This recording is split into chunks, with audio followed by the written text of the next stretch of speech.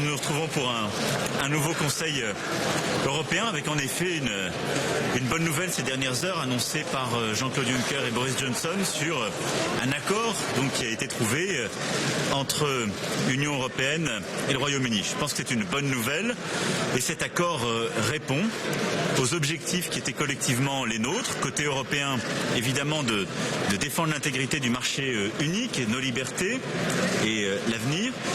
Et du côté britannique, d'avoir justement toutes les garanties pour préserver leur propre intégrité, avec un souhait aussi, aux côtés de nos amis irlandais, qui était de préserver les équilibres politiques. Cet accord donc apparaît aujourd'hui comme un bon compromis qui permet de répondre à tous ces objectifs. Maintenant, nous allons en discuter dans un instant. Il sera présenté par notre négociateur, Michel Barnier. Je veux aussi avoir un mot à l'égard de ce dernier pour le remercier, lui et ses équipes, du travail de très grande qualité qui a été fait depuis le début.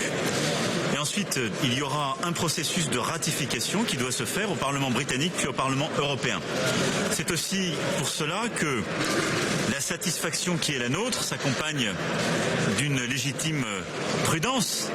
Parce que, instruits par l'histoire, nous savons aussi que les parlements peuvent finalement ne pas se retrouver dans l'accord.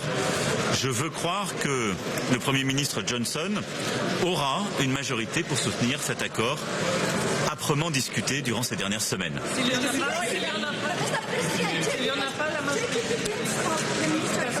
Alors je vais venir ensuite au sujet géopolitique. Alors je ne vais pas faire ici de politique fiction. Tout ça montre qu'il y avait un très gros travail. Tout ça montre aussi la nécessité qu'il y avait de fixer un délai, une limite. Je vous l'avais dit au printemps dernier, la France, peut-être parfois nous a-t-on reproché d'être d'ailleurs un peu trop dur sur ce sujet ou esselé, mais il faut parfois assumer de l'être.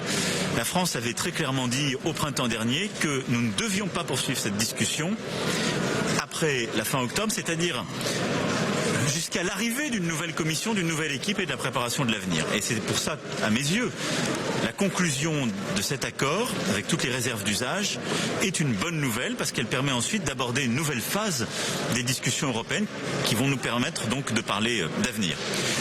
Ce qui a permis de débloquer les choses, c'est, je crois, la bonne volonté collective. C'est le fait qu'on a gardé nos objectifs politiques, on a trouvé d'autres modalités techniques qui répondent au blocage qui était apparu, en particulier au Parlement britannique.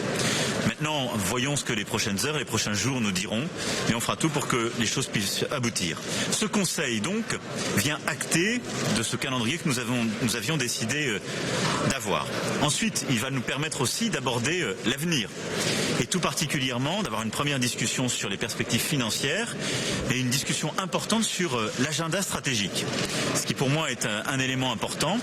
La Commission, la présidente élue de la Commission va présenter en particulier demain matin les grandes lignes de son agenda pour les prochaines années.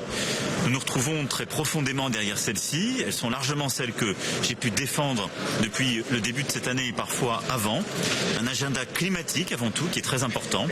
Neutralité carbone 2050, rehaussement du prix minimum du CO2, taxation carbone aux frontières, développement d'une grande banque climat, un agenda numérique et de développement de celui-ci, un agenda de protection pour les travailleurs en Europe et pour l'intégrité de notre marché, un agenda d'innovation, d'avenir, un agenda aussi de souveraineté avec une Europe de la défense qui doit être plus forte. Ça n'est là pas exhaustif, mais c'est cet agenda d'avenir dont nous discuterons et qui est absolument essentiel. Évidemment, nous parlerons aussi des sujets géopolitiques et tout particulièrement de l'attaque menée par la Turquie en nord-est syrien. Sur ce point, je souhaite que nous puissions à nouveau avoir un langage uni, très clair et très ferme pour condamner cette attaque, tous ensemble stopper tout export d'armement à l'égard des Turcs et pour, avec nos principaux partenaires, mettre fin à cette offensive qui aujourd'hui crée un vrai drame humanitaire et court le risque de faire ressurgir Daesh. Voilà, on va essayer de régler les questions du passé, on va préparer l'avenir.